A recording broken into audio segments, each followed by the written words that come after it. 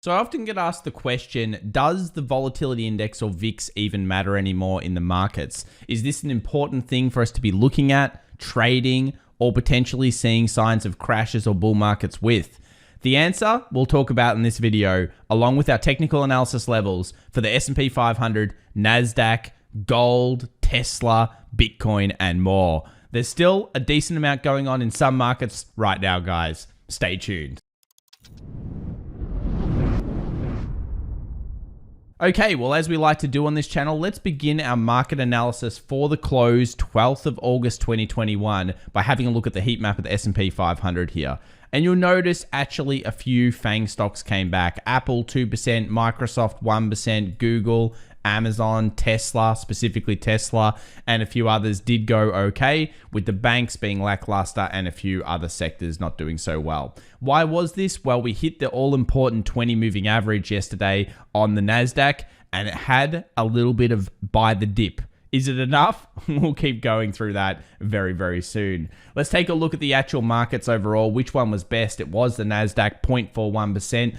Some people will be yawning out there. It's so slow at the moment with the markets, but that means we're coiling and getting up for a big move, yeah? S&P 500, 0.3%, Dow Jones, 0.04%, and the IWM Russell, 0.24%. Nothing much going on across the board. Which sector was best? It was a flip of the previous couple of days. We had IBB, the genomic space, and biotechnology doing well, and we had healthcare out in the lead here with a 0.79%, and down the bottom we had the semiconductors showing a negative 1% on the day. So let's get stuck into the technical analysis straight away here, and I want to just quickly start talking about the volatility index. Guys, I think this is something that is maybe often, let's call it, misinterpreted. The volatility index, I don't believe, is incredibly easy to technically set up. You see, of course, huge spikes. You see massive kind of gains, and some people like to trade the exchange-traded funds that, of course, follow the VIX. It's not without its own problems. Of course, whenever you see an exchange-traded fund of the VIX, it'll generally look like this on a chart when you go out over a weekly, and that's because it's incredibly expensive to hold these contracts on the roll and stuff. So firstly, the VIX is the volatility index. This basically shows us the level of expectation over the next 30 days for the market to show an increased amount of volatility or, of course, a decrease. Now, generally speaking, it's called the fear index. If it goes up, then usually the market is declining. If it goes down, the market is feeling more bullish and, you know, green days ensuing, yeah? So what I wanted to discuss was, of course, we had that massive movement up, and this massive movement occurred during the pandemic. It went to, you know, ridiculous highs. We got as high as 85. The fear was real in this market. It then takes a long time for it to come back down to a more stabilized level, and we've discussed several times that underneath 20 generally means a normalized market. Okay, so we are underneath 20 at this point, and anything above 20 means an incredibly volatile, fearful market. We're sitting at 15.58 now. So when we go back over history, can we learn anything about the global financial crisis and when we need to be concerned in the markets and when we need to be, you know, just kind of like a bit more, I guess, you know, chill in the markets? Well, the first thing I want to state is that we're still only 1 year plus, you know, let's call it 16, 18 months away from where we started all of this volatility. Now, you'll notice that when that happened during the global financial crisis, it came down to a very key level around these 15s. And the VIX actually, for many years after that point, stayed around these 15 zones. So it stayed right around the 15 level. Why is this important? Well, because after that happened, and a few years later, the norm for the VIX actually became sitting around 12, where there was very low volatility in the market. Yes, there were spikes. Yes, there was still trade. But overall, this is a very bullish case scenario for the volatility index. So where are we right now? Well, we're sitting right around that 15. And every time the 15 was hit, or around this 15, 14 was hit, we entered a period that was very likely to have those increased spikes somewhere in the next month or 2 month period. And you can see it here very clearly on the weekly. Now, if we scroll all the way back over to where we are now, and you consider that we've been in this 15 period a few times, notice every time it's come down around this level, A few weeks later, we've seen an increased spike in volatility, which of course has led to some weakness in the market. Now, it's not a sure thing. Of course, we could go all the way down in the volatility index, all the way back to 12 faster than normal. And this has been certainly a very different pandemic, or a very different scenario from the global financial crisis in some ways. But I tend to think when you've got seasonals coming up, which we know do happen, such as, of course, the September period being the weakest month of the year, also the NASDAQ being the weakest over the August-September period, that this VIX indicator can be seen potentially as contrarian. What that means is that really you need to be on higher alert when it's down here in the 15s than you needed to be when it's coming down slower after that pandemic period. This is where you can expect higher volatility just to come through. And I think that's an interesting idea, and hopefully you guys get some thought processes out of that. Of course, you can apply that to several different markets. Think about whether it's time to put in some hedges. Maybe you've got different scenarios. Maybe you're scaling out. It's just that type of year. Even though we've still got price action showing all-time highs, it's melting up incredibly slowly right now. We're seeing 0.3% moves, 0.2% moves on the S&P 500, non-explosive movements at this stage. So it's like that calm before the storm. Whether the storm's big and bullish or whether the storm's bearish and nasty, we're yet to see, but it is stuck in an area. We'll be taking a look at that in a minute. Let's move over here to the dollar index. More of nothingness really from the dollar index after that initial non-farms and core logic figures that we saw here, the core CPI figures that came out. We have an engulfing candle that came through. It then bounced off the 92.80, found a little bit of buying pressure. And as you'll notice on that smaller time frame, if we go back to the 2-hour chart, it could be setting up here for a peak, a trough, a lower peak. And if we get through 92.80 now, I would expect dollar index to actually dive pretty substantially, probably down to around that 92.40, 92.30, and for that to be bullish for gold. So it might be worth watching here. If we get underneath 92.80, you might want to flick over to gold and other currency pairs, as I think a lot of those will be showing good signals. Of course, bullish case scenario still 93.20 plus closure. That's the thing we're looking for. Let's move over to the US 10-year and have a look at that. Well, double bottom still in play. It is struggling around this 50 exponential moving average. Once it closes, and if it does close above this zone, we expect it to move towards our downward trend line, and you'll notice why that's so important. The downward trend line has been found several times and always respected. That is the aim for a setup like this. And if it is to hold up, it needs to close probably above over maybe the Friday session or Monday session. You know, it needs to start finding this strength. It's already done the retest twice of the 1.30. I wouldn't be a huge fan of picking it back up off that 1.3 level at this stage, just because it's come down twice already. It should be showing that extra strength. Let's move over to the TLT. This is the 20-year bond. Remember, all these markets are connected.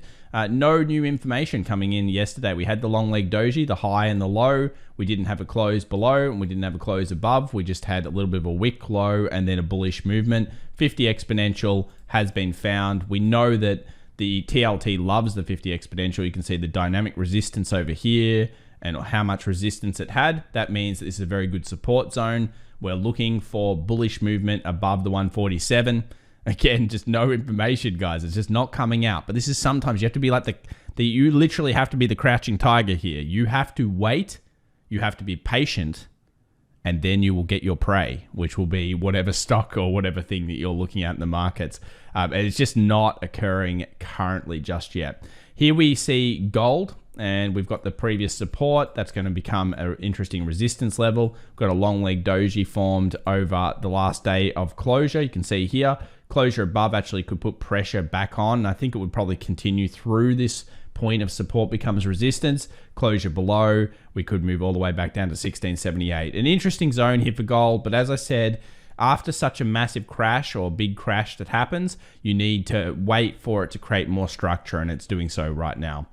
Other interesting things though, what about this? Ooh, Tesla actually looking interesting for the first time in a while. We're still trapped between the 700 and the 727 zone. We go down to something like a 4-hour. Let's have a look at it. So this close was pretty nice. This actually showed us a fair bit of bullish intention. You can see that it's above all the previous wick highs. We've got a closure at a point higher than any other closure. that is for many people the beginning of a scale-in style order on something like Tesla. Now, Tesla's been doing a lot of fakey outs. We know that, of course, many people will have stops underneath here. So, of course, if it ever did fake out, close underneath this level, we expect further shorting for at least the distance of this move. And we're looking for a 727 plus closure to instigate towards that 770, 780 area. Tesla is sleeping. If you actually look at most equity, kind of hype equity style charts, what you'll notice is that Tesla is not showing up that heavily. So let's refresh this now. Maybe yesterday it started coming back through. Yeah, see, Tesla is now showing a 4. So the retail crowd is just getting involved back with the social volume here. It's not a huge social volume score. As that upticks, as it goes through 727, people start to pile in, and we've already seen how powerful that pile-in effect has been. Moderna, AMD, etc. When it goes, they go. So Tesla through 727, I hope it happens for you guys. That would be awesome. Let's move over to IWM, still stuck in the middle of the range. We won't focus on this too much, but we do look at it daily.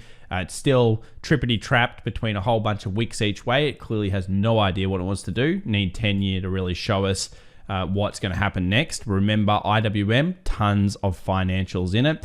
And then we'll move over to QQQ. So QQQ during the live stream last night came down to the 20. I guess, unfortunately, in some ways, I think it didn't close underneath the 20 exponential moving average. Now, you might say, why would you want the market to go down, Tom? Well, the main reason is because if it does, I find it a little bit more of a healthy market. 2 steps forward, 1 step back. It's really slowly melting up through these cases. And if we do get a closure above the 369.50 here, we move into our trend line, which has been taken off the last couple of highs. You can see here, last peak, peak, peak. And then we've got a bigger one that goes across all of these peaks. So if you draw that one up, you'll notice here, and you can actually draw this as well. So you've got this really good level that's been compacting the market at this stage on the NASDAQ. So even if it does make a new high, try to look at it from a trade perspective more than anything else, because I don't think this is the best time ever for investment in the QQQ. There's really a lot of signs that are showing negativeness. However, the price action still continues to pile up. SPX, the S&P 500, well, this one has been doing much better. Financials, materials, industrials, all going okay over the last couple of days, and that started powering up. We've got 2 lines here. We've got the old community trend line, and we've got this new trend line that goes through the last peaks. Expectation there would be about 4,510 if it went up in a vertical line here, and of course the old trend line would be about 4,600. So this is well and truly on its way. You take the distance here, and that would be your expectation. And we said that yesterday. It's the tale of 2 markets at the moment. It's the NASDAQ versus the rest of the market. And at this stage, it usually is a seasonally weak time for the NASDAQ and a strongish time or okay time for the S&P 500 during August. You can see the expectation would go into around this trend line at this stage. We'll move over to the US 30, another one that's still looking strong, very similar to the S&P 500. Nothing much else to see there. And then when we have a look at the BTC and the Ethereums at this stage, we thought weakness would come through yesterday. It did happen. You got underneath this shooting star candle. That's sold off a little bit. It's then started to bounce up. And I think we kind of like look to bounce here and then have a look at this on the 2 hour. So we'll go down to the 2 hour chart. We're right at the tippity top here. We're at the previous resistance, previous support, previous support, previous support, 20-50 moving average. For scalpers and day traders, they're looking for little lightning bolts, little movements down here where resistance is found on Bitcoin and it turns over, makes a new trough, and of course moves down to the 42.5. I'm looking for that 42.5 ideally here for Bitcoin. I think that's a good point where a lot of whales will try to rally back into it. And it does make some sense after such a large move, after such an anticipatory, kind of everything going across the board, Ethereum, ADA, Cardano, everything's just been going on fire.